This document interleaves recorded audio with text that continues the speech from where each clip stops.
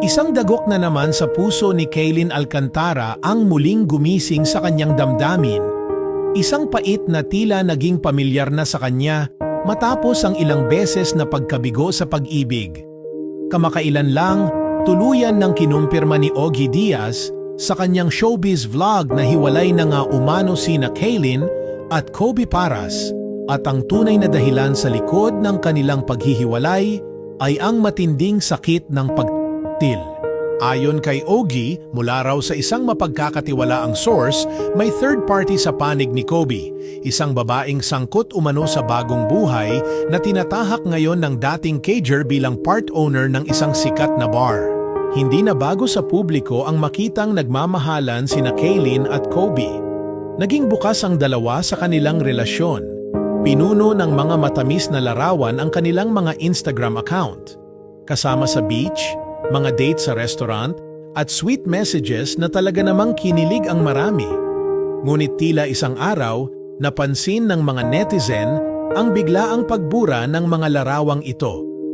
Wala na ang mga post nila noong Valentine's Day, wala na ang mga kuhang magkasama sila sa Palawan. Ang masakit pa, parehong ginawa ito ng dalawa, tila senyales na hindi na basta tampuhan lang ang nangyari, kundi isang seryosong pagtatapos.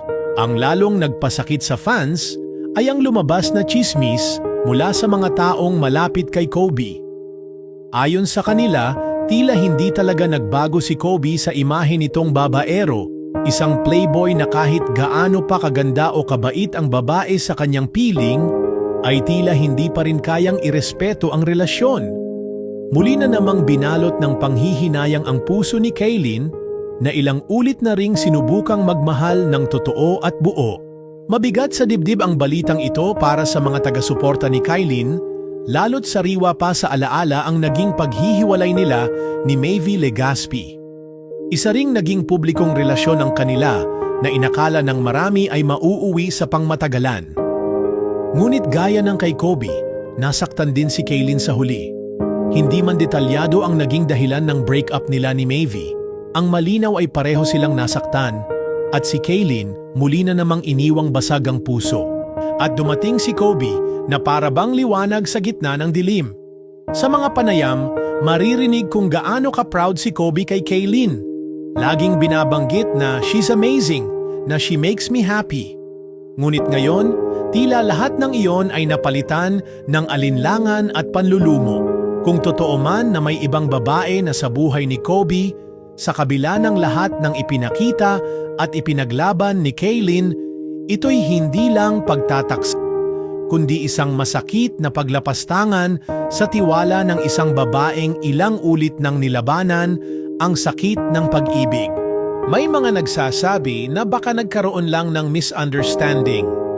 Ngunit kung pagbabasehan ang pattern ni Kobe, ang kanyang past relationships, kasama na ang naging ugnayan kay Erica Puturnac, tila may iisang direksyon ang lahat.